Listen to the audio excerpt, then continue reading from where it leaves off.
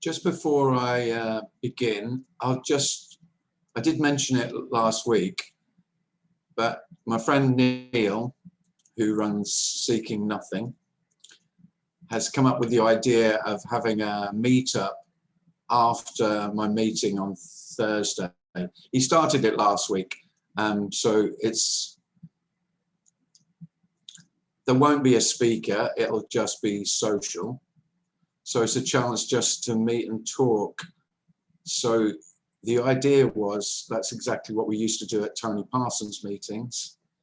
And for many of us, it became the main focus of going to Hampstead on a Saturday afternoon. It was as much about the social event afterwards. So there is an opportunity to do that on Thursday if you'd like to take it. So what I'll do is I'll put Neil's invitation in with the invitation to Thursday's meeting, and I'll also post it on Facebook and my website. For any of you that fancy that, just a chance to chat to people, because you don't get a chance to chat in the meeting really. I know some of you do a little bit in the, you have a bit of written chat, but a chance to just meet and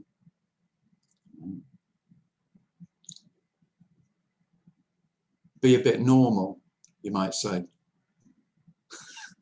A bit of normality, whatever that looks like.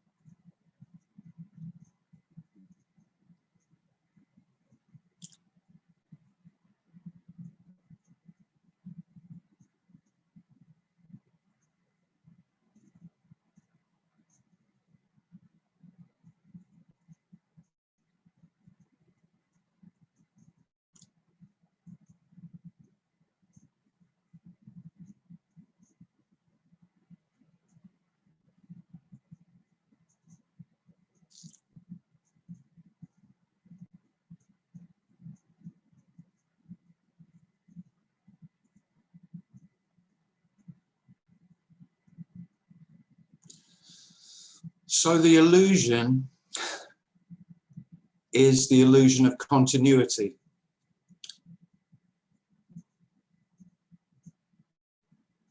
That's the very convincing illusion. I was here a moment ago. I'm here now.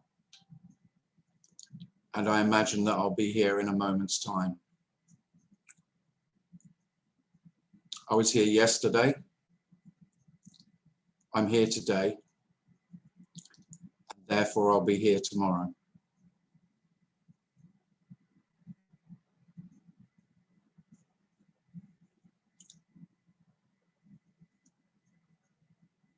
And it sounds quite innocuous when I say it like that, but that illusion is not innocuous at all, because from that illusion comes all the notion of what I can become, what I have become to be what I am now, and what I might become. And with that comes hope and fear.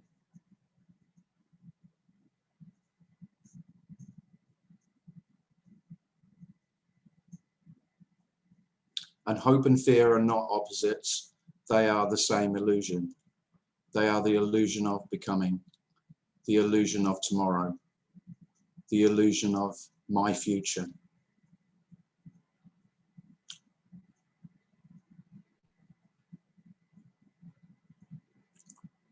And the loss of that is greatly feared by self. It might be longed for. It's not longed for by many, but for some, it's longed for. But even in the longing, there will be a part of that illusory self that wants to have a chance to become what it's dreamed of becoming, will not let it go.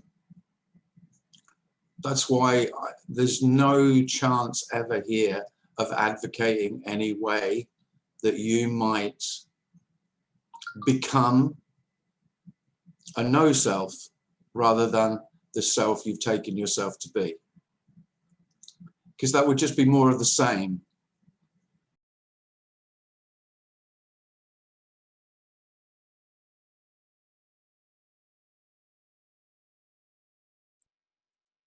Okay, looks like we've lost Tim. That was quite abrupt, wasn't it? I wonder if his internet went down. Can anyone hear me? Yeah. Yeah. Okay, I'll give him a buzz and see what happened.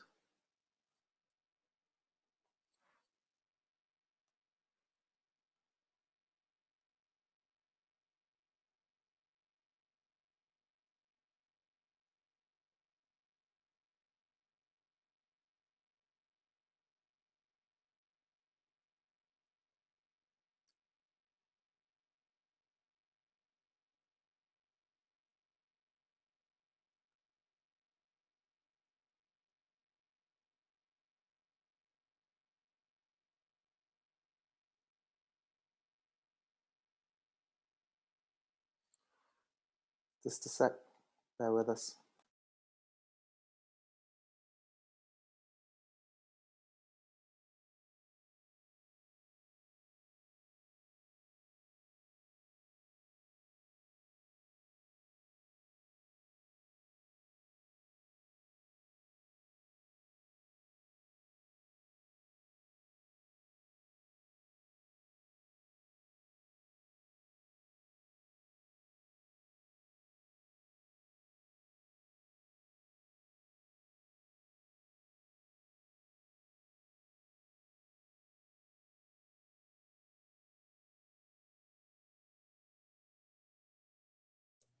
I can't hear you.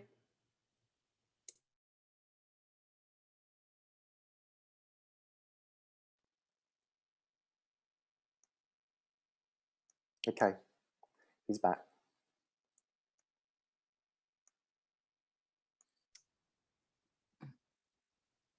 You have to unmute yourself.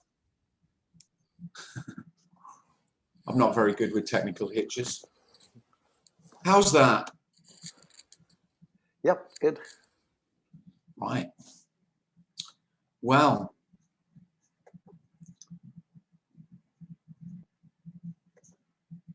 seems as though the internet didn't like that introduction, so I'll start again. That was obviously vetoed. Had enough of that shit. Start again, Tim. Okay.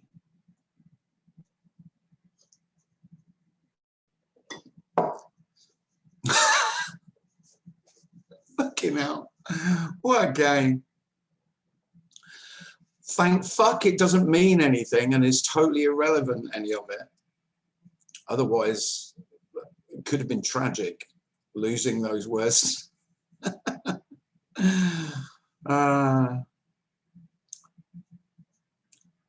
Right, well, I'm not going to say anything else. We'll have a more interactive session with me talking less.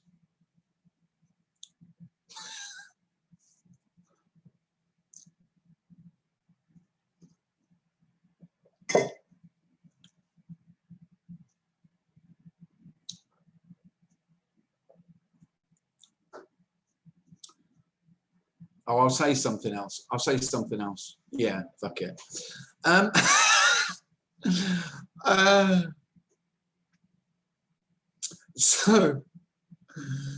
So there is a there is a sense, which is just how it always is, but it's often missed by me, is that this is always new.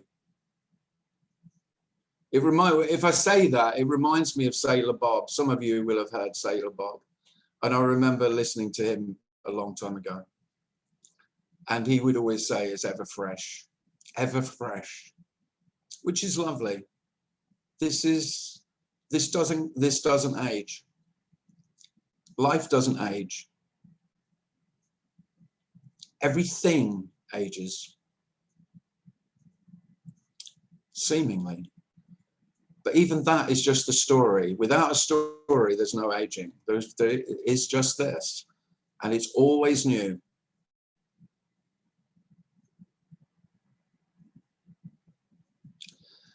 And it makes perfect sense why in Advaita they usually talk about what we're speaking of, what we're trying to communicate here. They talk of as self, you know, the self with a capital S, which I'm really loath to use.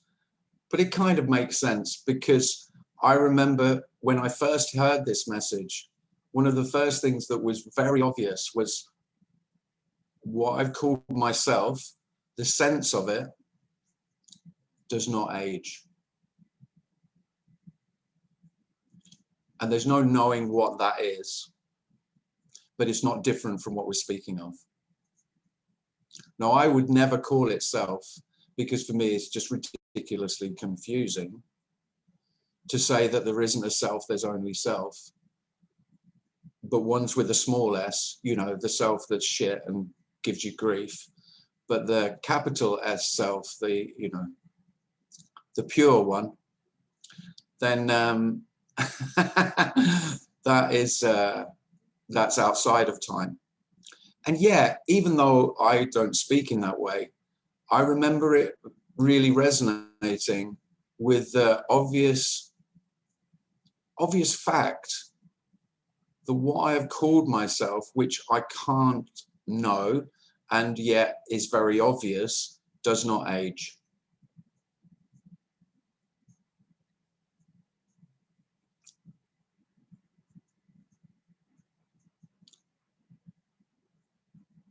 And it's best if we don't name that, because naming it pretends we know what we're talking about. And all I will always want to say is, this is about not knowing. It's not about knowing. There's no knowing. Knowing is what I do to feel secure. But there's really no need to know. You don't need to know anything for this and what you've called yourself to be exactly as it is. But I feel very insecure in not knowing. And so I go off to find out, to feel secure and safe in my knowledge that I know who I am. Well, it can be very, very obvious that that's an impossibility and completely unnecessary.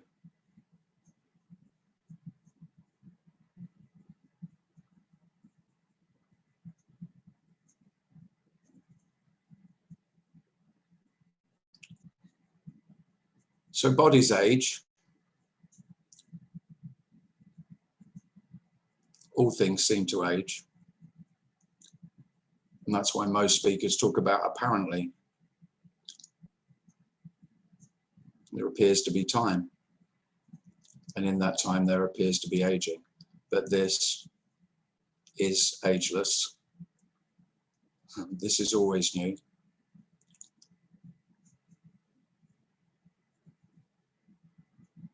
This is always being born and always dying. Birth is not somewhere else in a past. Death is not somewhere in the future. Everything is present. For want of a better word. Of course, without past and future, there is no present either. But language is limited.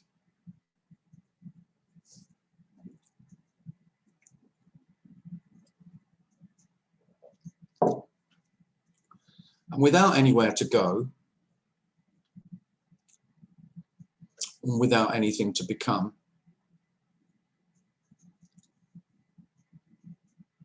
there is just a natural rest and peace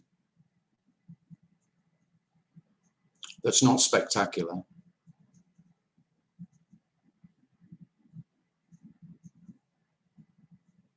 That's why it goes unnoticed. It's not making any noise. It's not shouting at you to recognize it.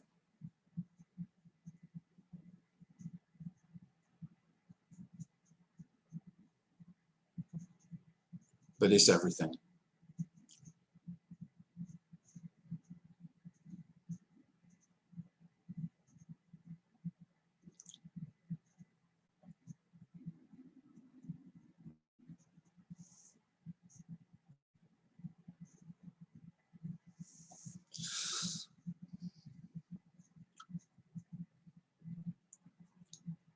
Right, we'll shut up now. If you'd like to ask any questions, just put your hand up, or if you want to share anything, do the same.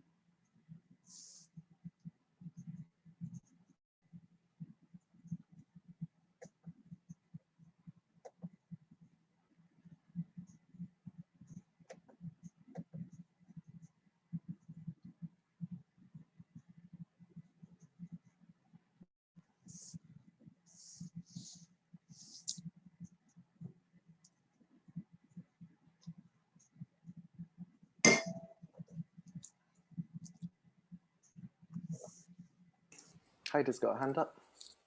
Heidi. Hello, Heidi. Hello. I guess I'm not sure if this is a question or a sharing. I guess whatever comes of it. But there was in where I live, there's a guy that preaches downtown. So I ended up actually stopping and listening to him a little bit over the weekend. Anyway, he started talking about, the story. Like, I don't know a lot about the Bible stories, but he started talking about the story of Adam and Eve. And he was referring to this tree that was placed there. And it was the forbidden tree. Mm-hmm. And so Adam and Eve went and ate from the tree, right? So this was like, and then he started going into talking about sin and things like this, right? So I asked him if he knew like how that tree got there, and where did this tree come from? Yeah. And so I thought his response was interesting. He looked at me and he just kind of stopped. He paused and then he said that he didn't know because he wasn't there. Anyway, yeah. Well, that's not what I thought Great. you were going to say. Yeah. No. Anyway, I just I thought anyway. I don't know if you have anything to speak to that about, or I don't know. Maybe I just thought, this whole it's rampant, in the world, like people feeling guilty for pleasures and Yeah. feeling like, they're bad and Yeah. all these things, right? And it going back to this original story, and it's like, oh, well, how did that tree get there in the first fucking place? Right? Anyway, yeah. Do you have any words? We spoke a little bit about, I don't know whether it was last week or the week before. I mean, it's all symbolic, right? Someone said about the Garden of Eden story, the fall from innocence, and said how non-dual it was. And yeah, I've thought that there's quite, but of course, if you're once you see, or once you're interested in non-duality, you can see it everywhere. And I have no way of knowing whether the writer of that story meant it in a non-dual way, but I can read it that way because it's about self-consciousness, and about once I knew myself, then and I was self-awareness or self-consciousness. That was the fall from innocence. And so you can see it as an analogy for all of us, that happens to all of us in childhood. We go from an innocent babe up until about 18 months to 2 years, and then self appears. Yes. And then we eat from the tree of knowledge from then on. Right. Once we've bitten the tree, I know who I am, then all I crave is knowledge from then on. Right, because he was talking about how, you know, as soon as the fruit was eaten, then there was this immediate shame and hiding that occurred. Right. So that's when so you see it depicted with the fig leaves covering their sexuality, right? Because you're self-conscious and it's seen as, of course, it's been, you know, I loathe that bit of the story. So there's bits I like and there's bits that I loathe. I loathe the, you know, the bit about sexuality being sinful, which is what it's suggesting. Is it or is it the hiding part? You know, that's what I'm wondering. Is it the? Well, I mean, you can read it. You can read it however you want. But right. But I do see that it is quite a good analogy for every human being. Eating from the tree of knowledge, and the initial knowledge is I know who I am, and it starts with knowing my name. You see any 18-month-old child when it learns its name, that's all it's constantly reinforcing that to itself, that I know who I am. And I mean, I'm in the midst of that. I have my son's 2 on Saturday, and all he says is he either talks about himself in the third person, you know, Harry have this, Harry have that, or me, mine. Yeah. And it's like, so what self does in that initial embryonic state of being me is constantly bolster, reinforce.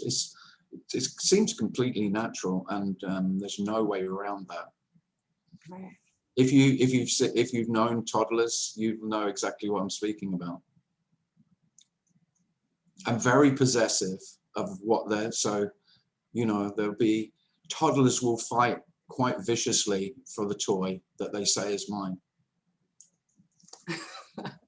You know, if they had guns, they'd shoot each other. Oh yeah, they're brutal. They're brutal. You know, we say about the innocence of children, well, it's gone it hasn't completely gone, but it's on its way out, that innocence, by the time they're 2.5. And yet, of course, all of that is the wonder of this message is, of course, that's completely innocent. A child isn't choosing to become himself, to know himself. It's all, you know, a child doesn't do that under his own volition. It's absolutely natural. Because I think often it's misheard that this message is saying there's something wrong with me. It's not saying that at all. The message is that most suffering is caused by me. That's the compassion of speaking about this. But it's not wrong. There is no right and wrong until I say so.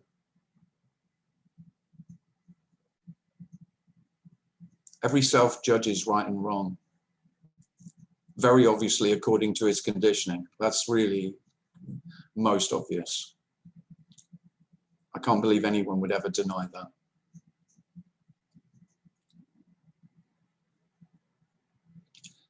And that is never mine either. You know, so the idea that that's your conditioning and that's part of who you are, that's just not true.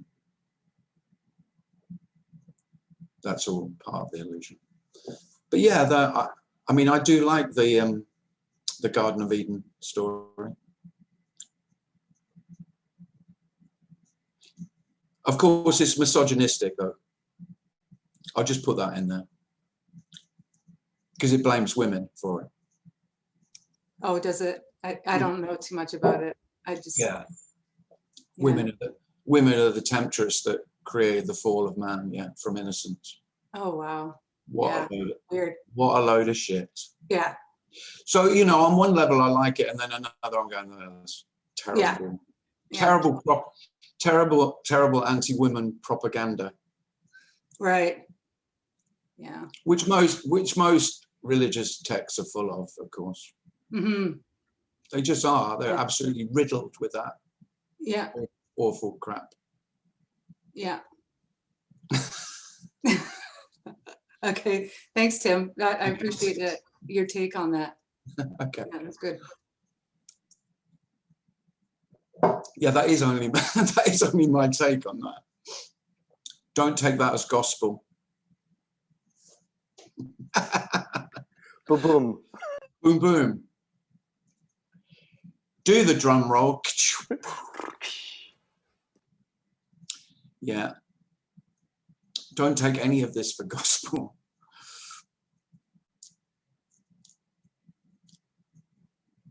I heard something the other day which was saying non-duality is just it's just another cult religion. And I wanted to comment, and then I thought, oh no, I can't get into a discussion with the people who are writing this stuff because there's no winners there.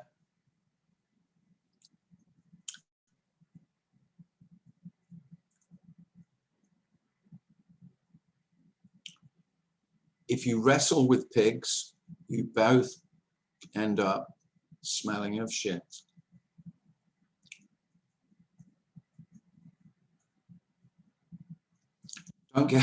Don't get any philosophical or ethical debates with people who have any fundamentalist views, because it's never going to end well. And you're not getting anywhere. Yeah, nothing will be heard. No.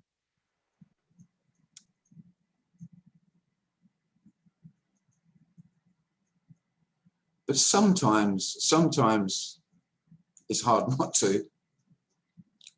It's nearly always best not to.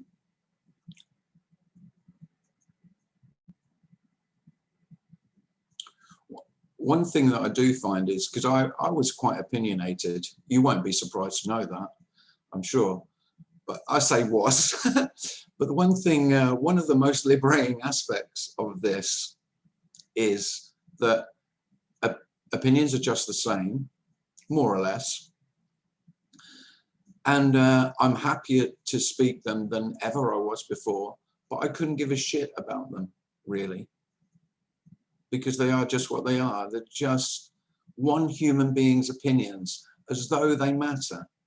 Well, of course they do matter, and they really did matter to me, but they don't matter at all. And there is great liberation in that.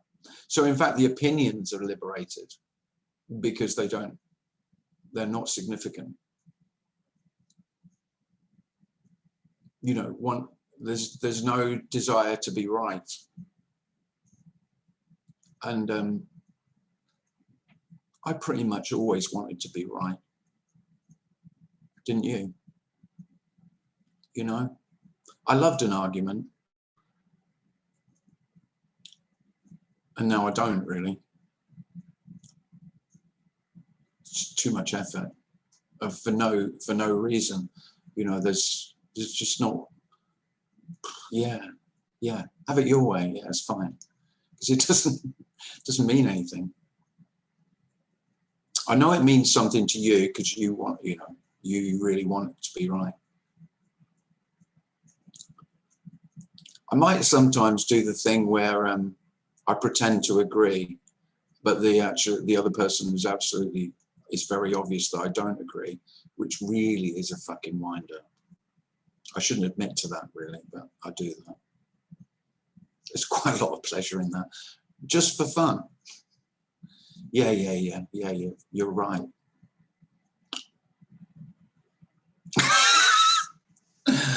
I'm recommending you try it. Shit, that is so much better than arguing.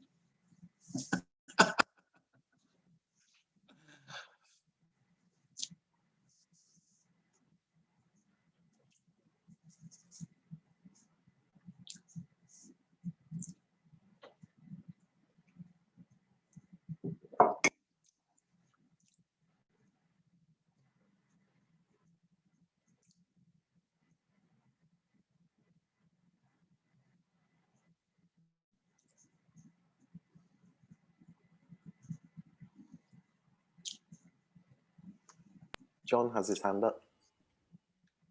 Hello, John. Hi.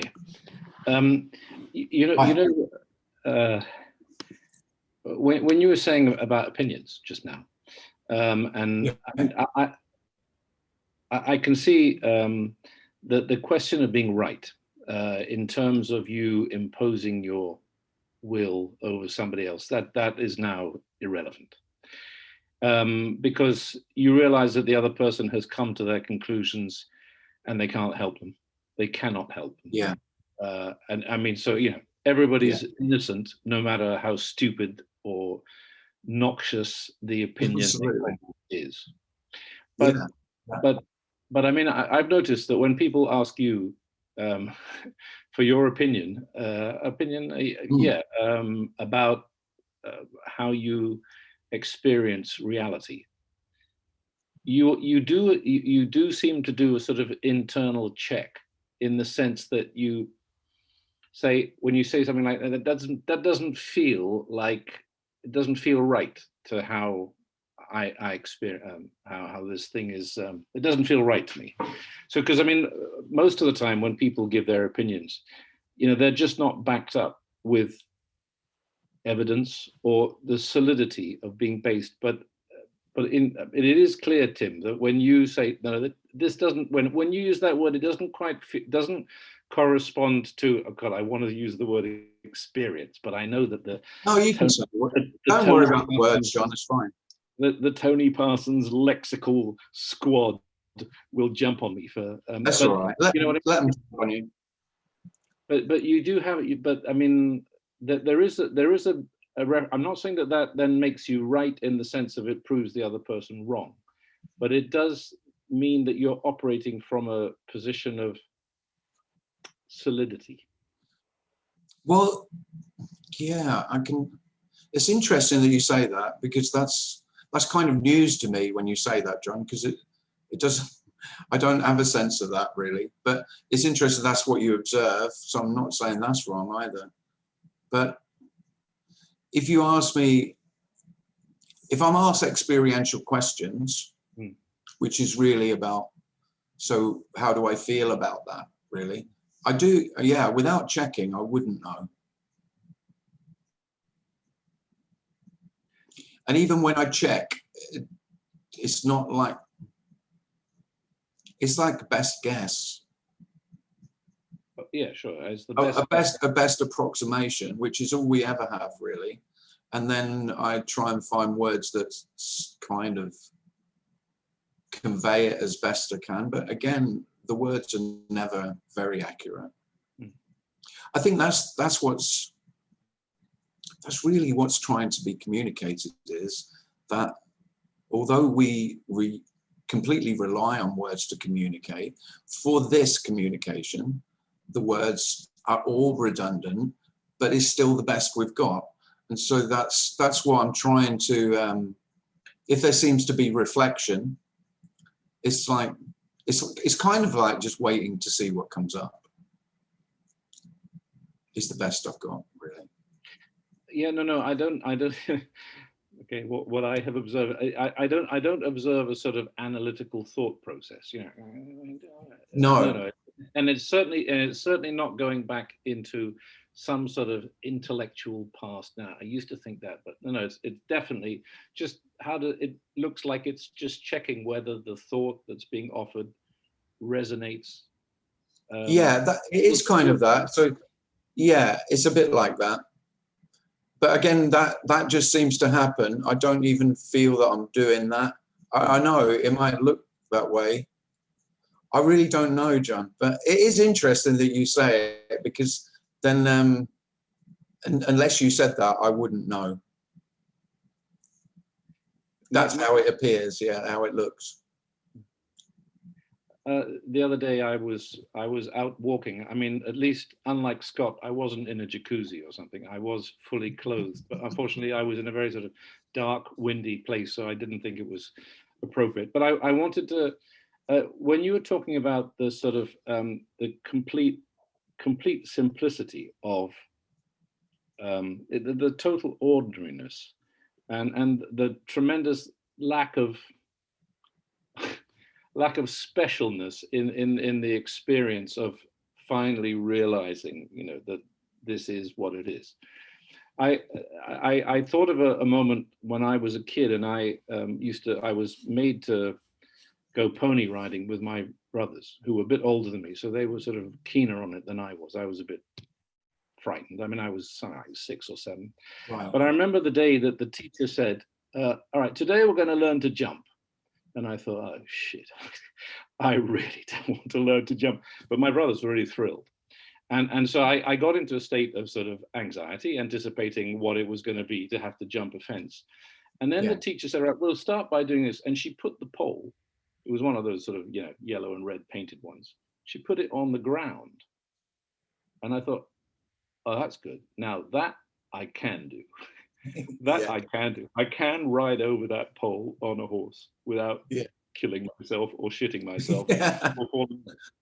And I thought that feels a little bit like what this experience might be, no? That you sort of imagine it's like a high jump. The self imagines it's like a bloody great high jump, and you have to somehow get your, you know, you've got to get your run up. And the run up is those 20 years of searching, and you've got to sort of be psyched up and something. But in fact, it's just walking over a pole. I mean, the high jump is actually on the ground, and any idiot can walk over it if they were only clever enough to do that. Yeah, nice analogy, John. I have to say though that my pony did actually kick the pole on the ground. Oh, so you did. You nearly got a refusal for the pole. 3 points, yeah. You got 3 points deducted. So you never made it, you know, to Horse of the Year show or anything? No. Well, with your pole analogy, John, there's not even in the pole. Yeah, it's nice though, because of course you've anticipated it as something spectacular, yeah. And of course only for the special chosen ones who get to jump the incredible 8-foot wall. Yeah, I like that. Yeah, and it is literally just walking. You don't even have to have a horse. just the walking. How many elements can we remove from any metaphor? And no, the thing is, you can remove all of them. I could remove the legs, but I think you might. Well, I don't know. Yeah. But yeah, it is in the simply walking. Yeah. That's quite Tony Parsons, by the way. Yeah. Yeah, he was always saying that about, he realized that it was just walking. He wasn't walking. And each step was absolutely new and unique. Kind of what I was saying at the beginning. And then just in a moment of revelation, that was absolutely obvious, and it could never be covered again. Because that, for me, all awakening experiences is the obviousness is just revealed in whatever way it's revealed, and it could be revealed in any way at all. So all experiences are seemingly different, but once there is a revelation of the obviousness of what we're speaking of, there is no unseeing. It doesn't go back into hiding again. Now, it might not be experientially seen. That's what self says. Okay, I'm not experiencing it at the moment, but I did yesterday. Yeah, but it's not unseen. It's not being hidden again. You can't, because what self does, it mistakes yesterday's experience and compares it with today's. It's all that comparative thing that self does. Whereas there really is no comparison. That's the illusion. But that's where self lives. And so it's always comparing. So I saw that yesterday. Well, I can't see it now. It was obvious yesterday. It's not obvious today.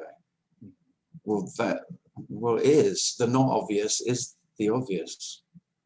It's no different.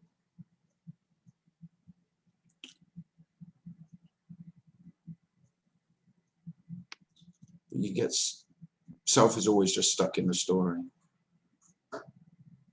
And it can't be just the pole on the ground. It must be a bit higher than that. Surely. Surely. Otherwise, that would mean Buddha's not special. Jesus is not special.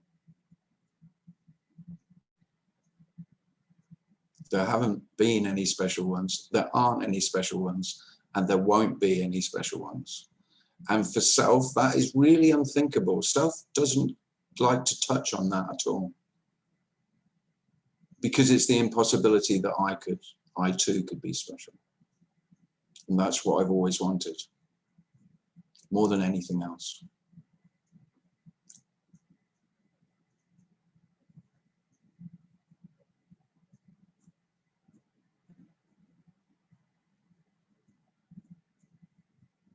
Self really fears the mundane, fears boredom, fears ordinariness, detests it, almost has an abhorrence of the simple mundanity of life, because most of life is mundane. In fact, all of it is. And in that is the specialness.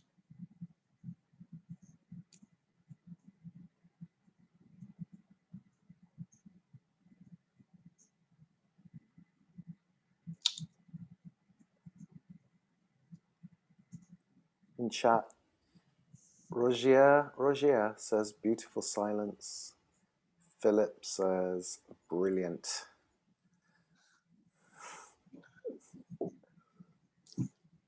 Are you telling me to shut up, Rocky?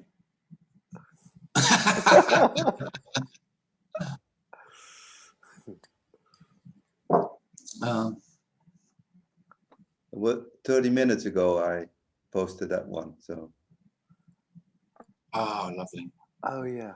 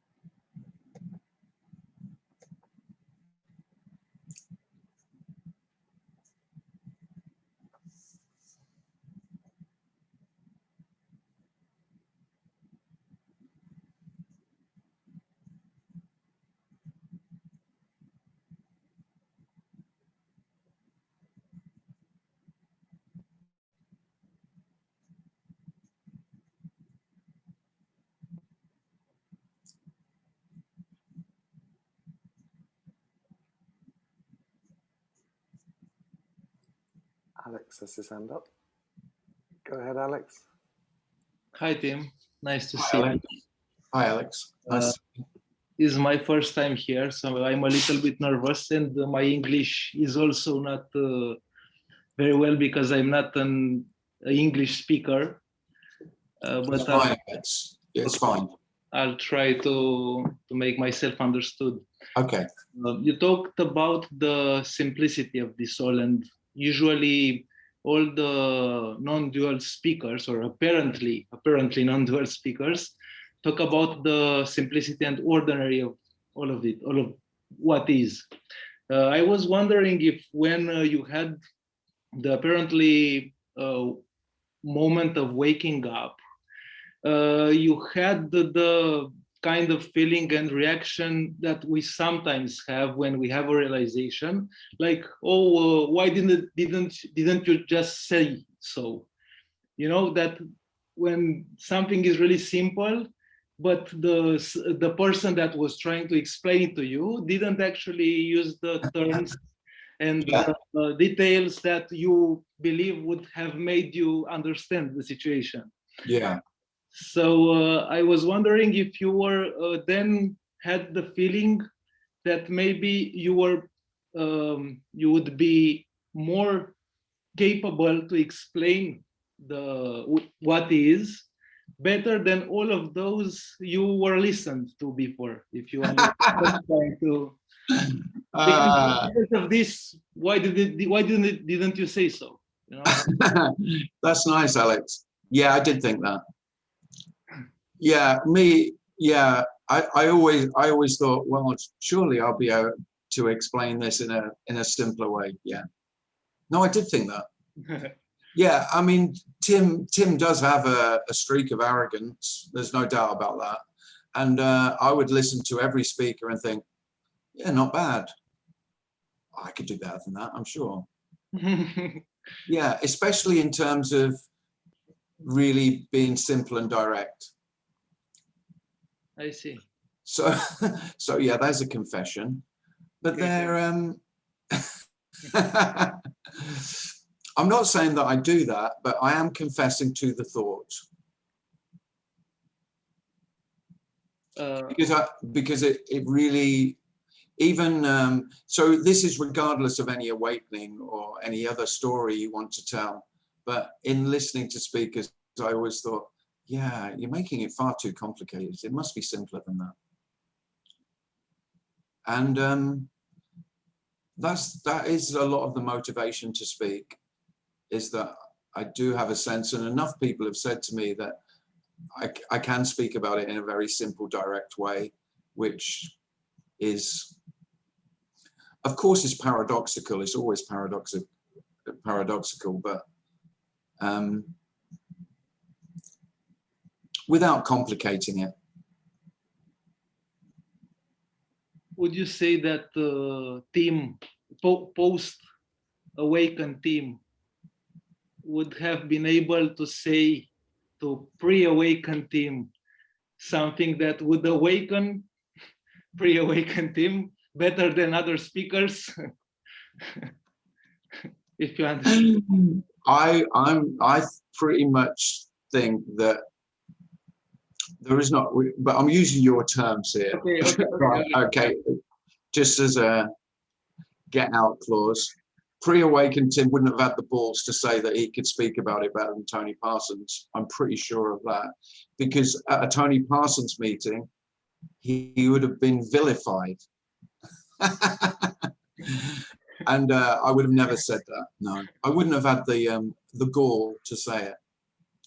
And I never thought that anyway, because I think no one speaks about this any more directly than Tony. I was just confessing to the streak of arrogance that the character Tim has. I did always think that. Not always, but quite often. Okay, thank you very much. Is that what you wanted to know? Yeah, I guess so. You know, I am also a big fan, let's say, of Tony Parsons, and as well of Rupert Spira and Jim Newman, and I'm listening to the non-dual to this message, Yeah, for about a year now, right. and I digged pretty deeply on the subject, and I am eager to learn about anything on the matter. So yes, it's a very satisfying answer. Oh, thanks. I will say there isn't anyone who speaks better or worse about this, you know. It's just a matter of opinion. and who you resonate with. So, you know, you like some bird song better than another, but a blackbird song isn't better than a nightingale song, but you like one better than the other. It's just the same. It's life You expression. know, you might like a, well, it's, yeah, or, you know, let's have another analogy. Of course. You might like one dog bark, but another one really irritates you. Yes. It doesn't mean it's wrong or better, just the one you like. But they're all this. It's very obvious that what most people call right and wrong, or better or worse, is just personal preference, that you like one more than another. That's, and then self mistakes that for righteousness, better or worse. That's rubbish. Nice to have freedom from that as well. Mm-hmm. So now preferences are really free to be what they are, which, you know, Tim prefers one type of music over another, or one speaker over another, but doesn't make one any better than another. There isn't a right way to speak about this. This can't be spoken. One of the wonders of speaking about this, and one of the great freedoms of speaking about this, is I can't get this wrong. You can tell me I've got it wrong. And you can say somebody says it better than you do. You can say that to me. And, but so what? It's just an opinion.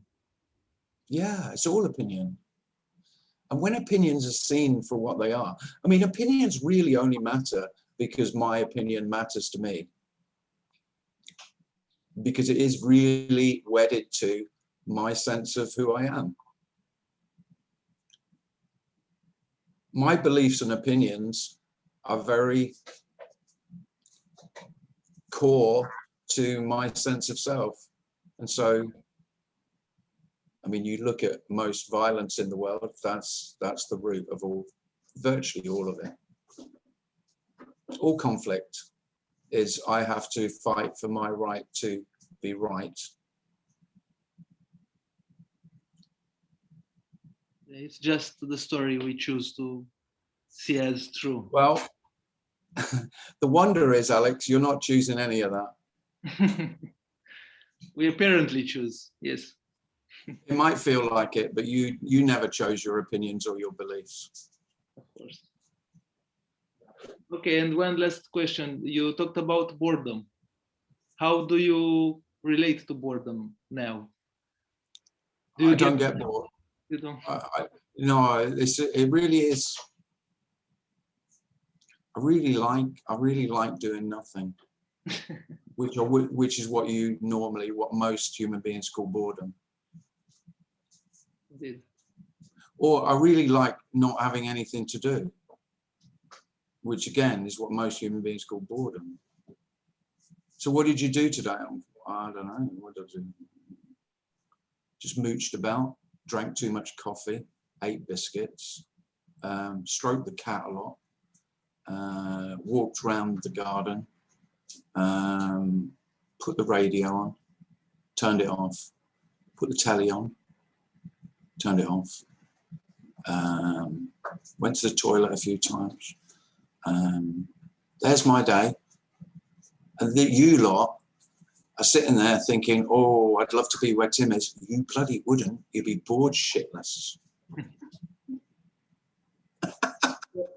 Where's the character? I tell you what, though, there's Darren. I could see Darren's face and going, oh, yeah, pretty much like my day. Absolutely. But yeah, but that's okay. But you're not the character, Tim, so it's okay. But I will.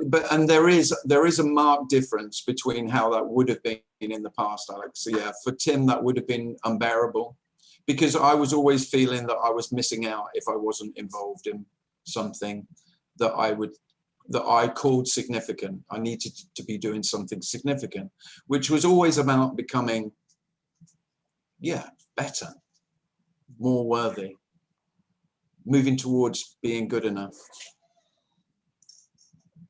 So that being redundant is the piece of which we speak. Do you put the equal sign between the me and the ego?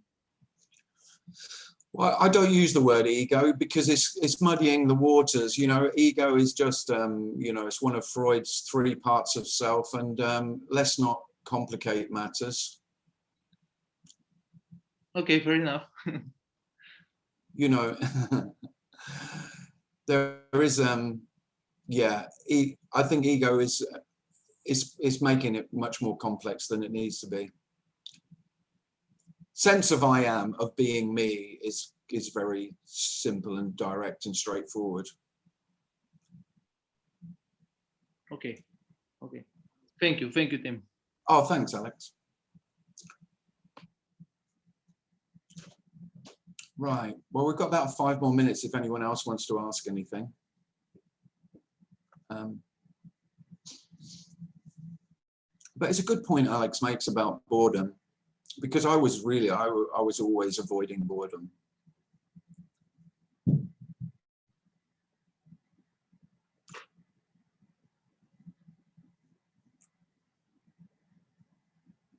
Because I wasn't comfortable sitting with myself. There was always discomfort in that, just being with myself.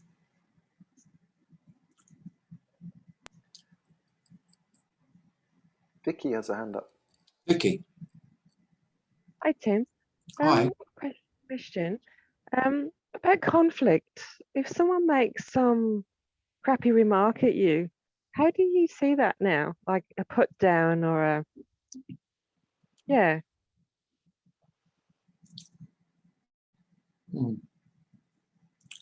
I don't know. I don't think there is a set way. I don't know how. Just a reaction, however the reaction. I think there could just be a reaction very similar to there would have been before. Depends, right? I don't know. It doesn't. It wouldn't hurt the way it would have hurt before, but I can't tell you what the reaction would be. Okay, so like you still feel anger, so the anger would still. Oh no, right. One thing I have got real anger management issues, and in a previous life, I would have sought therapeutic help for my anger issues. Yeah, there's a lot of anger reactions lately, which is which sounds it's very, very unenlightened behavior. Shocking. Yeah, so there's been more anger lately. Seemingly, it's been pointed out to me. You seem very angry at the moment, Tim. Oh, do I? But what happens with anger is there could be just because anger is very natural, and what self is one of the things self does very effectively, but at great cost, is repress anger. That's obvious. And so if something is really annoying, or somebody says something, then yeah, there can be an angry reaction. It's gone. It's very different to anger used to be, because I could be angry for days, weeks, maybe months, sometimes years, because that's what self does with anger. I'll hold that bastard, I'll hold it close to me, and I'll keep it, and I'll never forget, you know, all that. You know, this is a strategy self uses. I won't express it, whereas anger just wants to be expressed, the same as joy and sorrow and every other strong emotion. But I'm sure you, like, I don't know if it was for you, Vicky, but for most of us, we were taught at a very young age that anger was unacceptable. Yeah, well, I'm English too, so yes, that's what I was taught. Yeah. Yeah. I mean, we are really, yeah. it's very heavy in our culture not to express anger. hence we're so good at sarcasm, Vicky, in the UK. Oh yeah, absolutely. Because Sarcasm is, sarcasm is a deflected, and I show it through sarcasm. And look how in control of my anger I am, how superior I am to you. Yeah, or a joke, or turn the anger into a joke. A dig. Yeah. Yeah, and I became very skilled with sarcasm.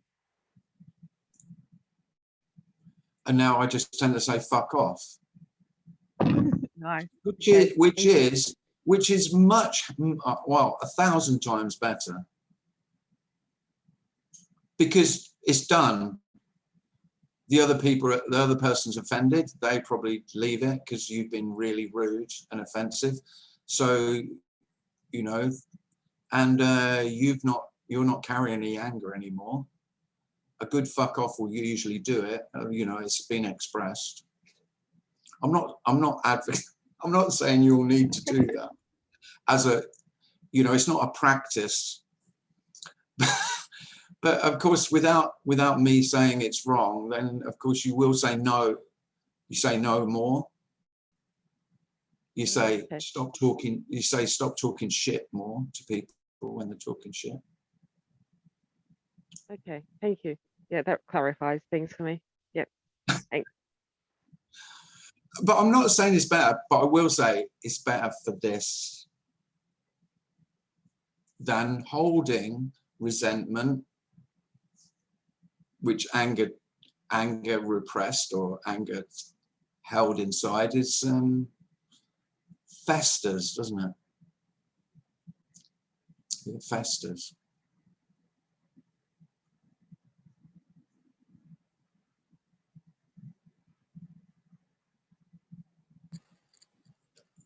Yeah, go on then, Luna.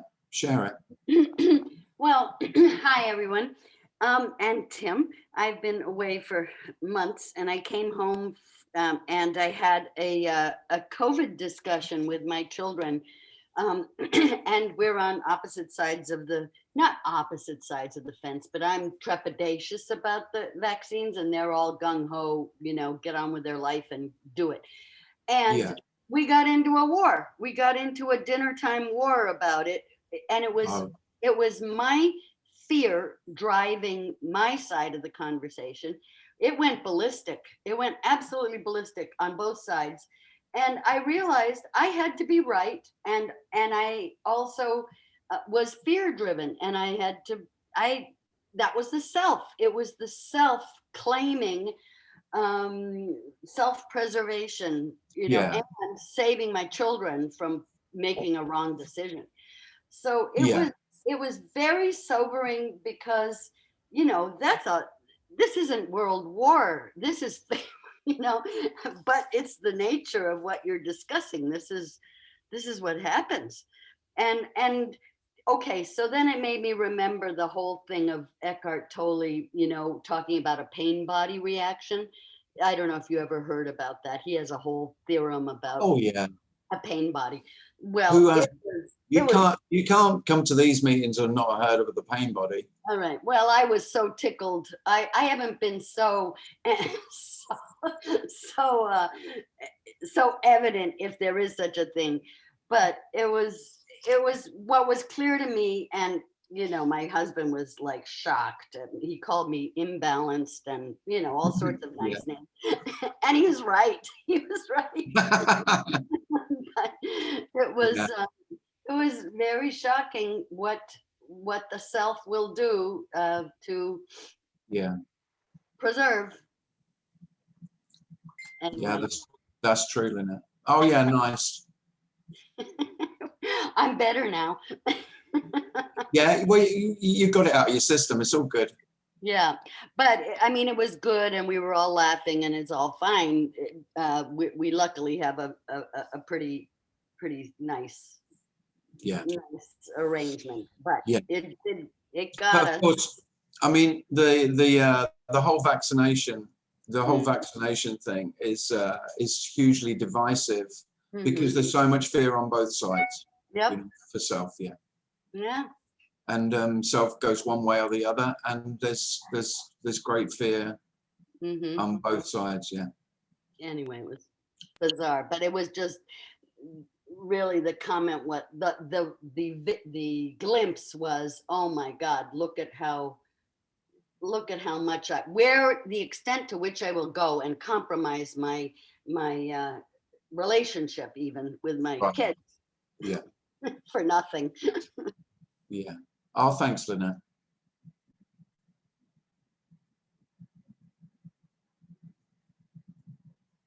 Yeah.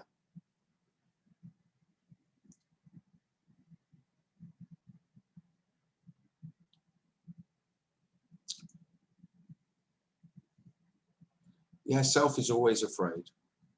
I'm afraid for myself. And there's the truth. Just the admission of that alone can make a huge difference. That's not exactly what we're speaking of. But if self can admit to itself that really most of my behavior is utterly self-centered, is utterly selfish, and based on fear, that I'm afraid for myself. Yeah, and I had to point it out, Tim, at the very end. I had to say, we're all fear-driven, you know. I had to slam them with it, and so that I could get my last dig in. Oh yeah, of course you wanted the last word, Lynette. I did. Yes, you did. Self always wants the last word. Yeah, and then you need the last word, and then get out of the room as quick as you can. But there really is, you know, that's what we're speaking of. There is nothing to fear. That isn't to say that fear doesn't naturally arise. Of course it does. This isn't, we're not speaking about the end of fear. We're talking about the end of fear for me. I'm not afraid for myself. Fear is completely natural, but that's not what most selves experience as fear. Most of us experience fear of I'm terrified of what will happen to me, what might happen to me. And it colors everything.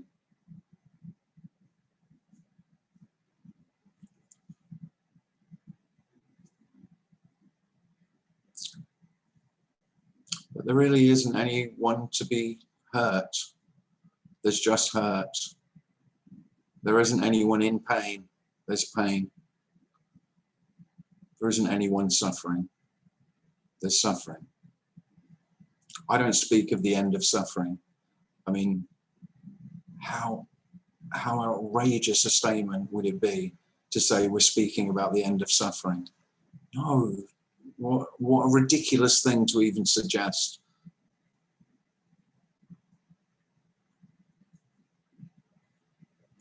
Talking about there is no one suffering. Suffering is absolutely natural.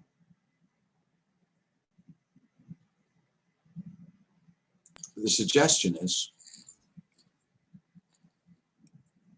it doesn't have to be worse or better than a dog suffering.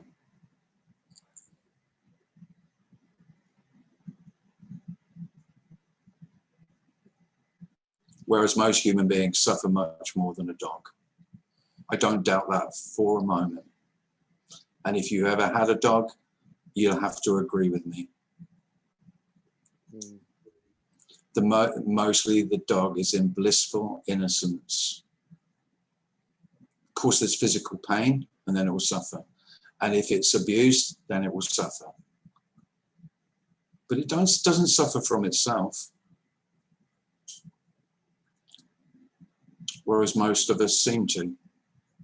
And a lot of us suffer greatly. Us, I mean human beings.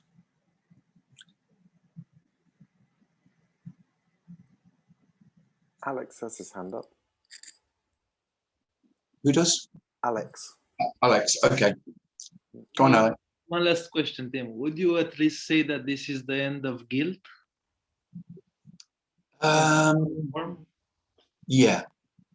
Okay, I'll let you have that one, Alex. Yeah. Is that what you were hoping for? Yeah, of course. Is that what you're hoping for? Yeah, to go to bed with Okay. a promise. I'm dangling that one in front of you then. Well, yeah, well, it does seem like, because, you know, who's guilty? Yeah, there's no one guilty of anything. And the great thing is there's no guilt or blame. Now, it's weird. There's no one who's guilty or to blame, and yet blaming could still happen. Self-blaming also. Well, the thing is, guilt is just self-blame. Mhm. You know, guilt and blame are not two. So something happens and I don't like it. It shouldn't have happened. I've got two options as me. It's either my fault or it's your fault, or I can make it God's fault or nature's fault if I can't, you know, if I can't pin it down to you or me. But really, someone's got to pay. You know, someone's got to be responsible. And we are speaking about the impossibility of responsibility. Responsibility is absolutely core to my sense of self. And there is none. Okay. So I'm not saying that there would be complete guilt-free, because this is, you know, their patterns, their learned patterns of thought, you know, habitual. So habitual patterns of thought, I think, just do roll on. I'm guessing that's how it would be. But again, I don't know that. But there is no one guilty, Alex, no. Okay, good to know. How is your phone? How's my what? Your phone, you know, that one you dropped in the... Oh, yeah. So, oh, yeah. Is it okay?